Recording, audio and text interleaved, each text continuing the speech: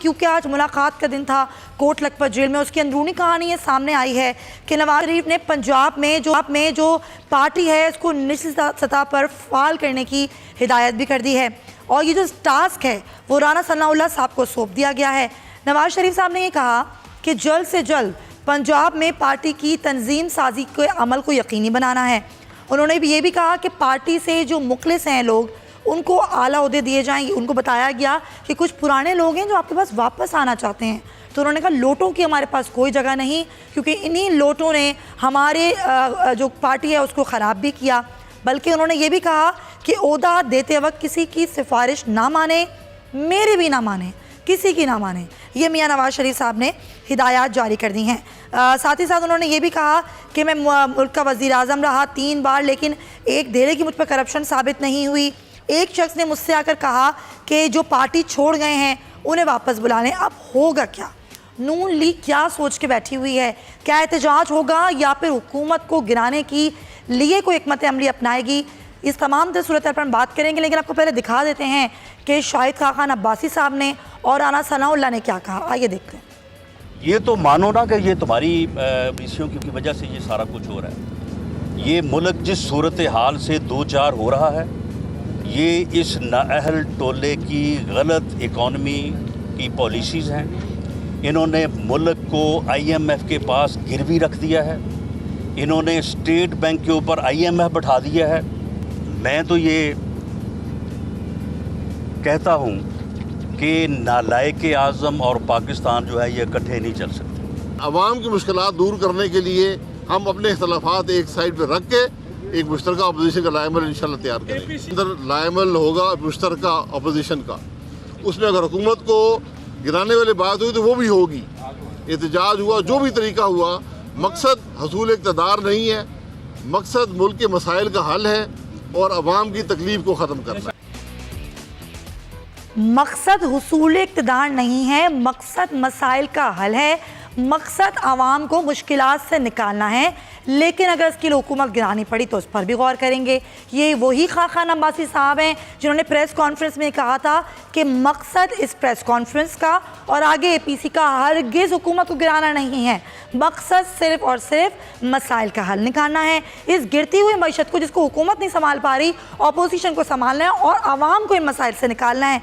लेकिन क्या बात है, क्यों नून लीग की जो ज़ुबान है वो तब्दील हो रही है?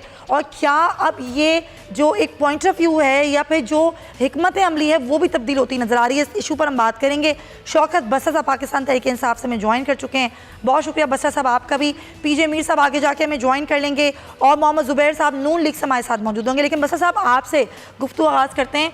अब नून लीग का लग रहा है कुछ हिकमत अमली तब्दील हो गई है। बसरा साहब, अब बात सिर्फ एहतजाज की हद तक नहीं रहेगी, इस बात पर भी गौर किया जाएगा कि हुकूमत को गिराया जाए ताकि ये जो मुल्की मईशत जिसको आप लोग कंट्रोल नहीं कर पा रहे, इसको अब नून लीग कंट्रोल करने की कोशिश करेगी।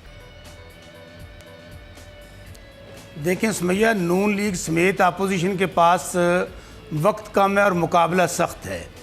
ये जो शाहिद खान अब्बासी साहब गुफ्तगू फरमा रहे हैं, उनको पता है कि उनके भी दिन गिने जा चुके हैं। बिल्कुल उसी तरह जिस तरह इनका जो शरीफ माफिया है, आप देख लीजिए कि एक जेल में पड़ा है, मियाँ शहबाज शरीफ मुल्क से फ़रार हैं, हुसैन नवाज़ हसन नवाज़ इश्तिहारी हैं, इसहाक डार इश्तिहारी हैं, अली इमरान जो दामाद है शहबाज शरीफ का वो इश्तिहारी है। तो पूरे का पूरा जो इनका लीडरों का टब्बर है वो तो ऑलरेडी इस वक्त आपको पता है किन हालात में है। तो ये इनको ख्वाब देखने पे, ख्वाहिशों पे ना पाबंदी है ना टैक्स है। आने वाले दिन आप देख रहे हैं कि टीटियों वालों के, कुल्फे वालों के, गोले वालों के लिए बहुत सख्त दिन आ रहे हैं। जूँ जूँ कोट लखपत जेल और चकलाला जेल जो है पिंडी की, उसमें फासला कम हो रहा है अपोजिशन का, उतना ही आप देख लीजिए घबराहट, शोर शराबा आपको ज़्यादा नज़र आ रहा है। तो भाई आप कीजिए, आपको किसने मना किया है? आप जलसे करें, जुलूस करें, लेकिन फिर मैं आपको बताऊं, हमें पता ही है कितने पानी में है। ये बिल्कुल वही काम है जो आपको याद होगा कि खलाई मखलूक 5 जज, लॉन्ग मार्च शुरू हो गया, वोट को इज्जत दो, वोट को इज्जत दो। तो सुमैया किधर गया वो? 6 महीने नजरिया डूब गया, डील की कोशिश हो रही थी। अदालत से इस्लामाबाद हाई कोर्ट में अपील उन्होंने दायर की हुई है, अगर रिलीफ मिल गया तो जब भी हालात होंगे। देखिए मैं आपको बताऊं, ये दो मेन पार्टियां हैं। पहली बात, ये दोनों आपस में मुखलिस नहीं हैं। ये दोनों डील चाहती हैं और ढील चाहती हैं। अच्छा। दोनों चाहती हैं कि इमरान, और ये प्रॉब्लम कहाँ पे आ रहा है? कहते हैं पैसे ले लें, रसीदें नहीं देंगे। आप मेरी बात समझ रही हैं कि पैसे ले लें, लूटा हुआ माल वापस देने को तैयार है, लेकिन रसीदें नहीं दिखाएंगे, रसीद ना लें हमसे, इसको ऑफिशियली डिक्लेयर ना करवाएं। प्रॉब्लम सिर्फ यहीं पे है, और जिसके लिए मैं आपको अब नाम भी बताना शुरू कर देता हूं। अच्छा। दोनों पार्टियों की तरफ से एक बिजनेस टाइकॉन है मलिक रियाज साहब, आपको पता है वो बहुत बड़े टाइकॉन है, जिन्होंने कोशिश की, इंटरवीन किया, और वो कोशिश कर रहे हैं कि इनका किसी तरीके से को मुकमका हो जाए। लेकिन अब जो शख्स इस वक्त प्राइम मिनिस्टर हाउस में है, जो पाकिस्तान का सरबराह है, उसका नाम इमरान खान है। वो कहते हैं हुकूमत जाती है तो जाए, एनआरओ नहीं होगा, डील नहीं होगी, इनको पैसा वापस करना पड़ेगा। अच्छा, पैसा वापस इसलिए आता है, क्योंकि अब आप देखिए वज़ीर आज़म साहब ये इस्लामाबाद- कह चुके हैं ना, अगर पैसा वापस आएगा तो फिर तो रिलीफ मिलना चाहिए, तो फिर ये सूरत हाल तो बन सकती है हुकूमत और अपोजिशन के दरमियान। सुमैया, ऑलरेडी कानून मौजूद है, जहां बाकी मुजरिमों ने प्ली बार्गेन की है, नैब के साथ ये भी कर लें। अच्छा। हमने कौन सा मना किया है? हमने इनका अचार डालना है, बल्कि ये वहां पर हमें इनको एसी देना पड़ रहा है कोट लखपत जेल में। बाकी और आपको खबर दूं मैं, जो शाहिद खाकान अब्बासी और नून लीग ज्यादा तिल मिला रही है, जैसे मरियम बीबी जो हमारी बहन गई तो वहां पर वफात पे थी, वहां पर भी सियासत शुरू कर दी, यानी कि लाशों पे भी सियासत हो रही है। जो मियां नवाज शरीफ साहब के साथ वाला कमरा है कोट लखपत जेल में, उसकी सफाई शुरू हो चुकी है। अच्छा। सफाई आखिरी मराहल में है। अच्छा। और वहां पे एक मेहमान जाने वाला है, उसका नाम हमजा शहबाज शरीफ है। मैं आज आपको ये भी बता देता हूँ। लेकिन बात मसला ये साहब, है, सॉरी टू इनको तो अपनी पड़ी हुई जब है आप लोग इस सुमैया। तरह के बयानात देते हैं ना आके, तो फिर आप लोग खुद मोहर सब कर देते हैं कि नैब के साथ आप लोग मिले हुए हैं, फिर आप अपोजिशन की बात को कैसे रिनाई करेंगे कि नैब कार्रवाइयां करे तो उसके पीछे आप लोग नहीं हैं? आपने अच्छा सवाल उठाया है, आपने बहुत इंटेलिजेंट, और मैं आपसे तवक्को करता था ये आप सवाल मुझे जरूर करेंगी। अच्छा। देखें, बात यह है कि जब आप सबूत फराहम नहीं कर सकेंगे, जब आप शहादतें नहीं दे सकेंगे, जब आप एविडेंस नहीं दे सकेंगे, आपसे वो मांगते हैं कि भाई आओ हमें बताओ कि ये कहाँ से माल आया, कहाँ से आपने पैसे इकट्ठे किए।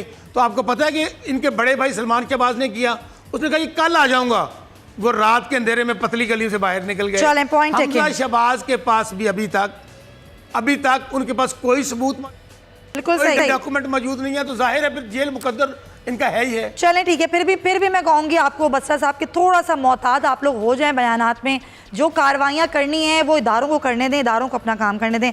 नून लीग से शेख रुहेल असगर साहब हमारे साथ हैं, उनसे बात करते हैं। शेख साहब, ये बताइएगा कि नून लीग पहले तो यही कहती रही जब तमाम तर प्रेस कॉन्फ्रेंस हुई थी पीपल्स पार्टी के साथ और दीगर जमातों के साथ, कि हुकूमत गिराना मकसद नहीं है, मकसद महंगाई में फंसे हुए आवाम को रिलीफ दिलाना है। लेकिन आज कुछ ज़ुबान बदली से नज़र आ रही है। खाकान अब्बासी साहब कह रहे हैं कि हम इस तजवीज़ पर गौर करेंगे। कल मेरे ही शो में राना सनाउल्लाह साहब ने कहा कि हम ये तजवीज़ ज़रूर देंगे कि अगर हुकूमत गिरानी पड़ती है तो गिराएंगे।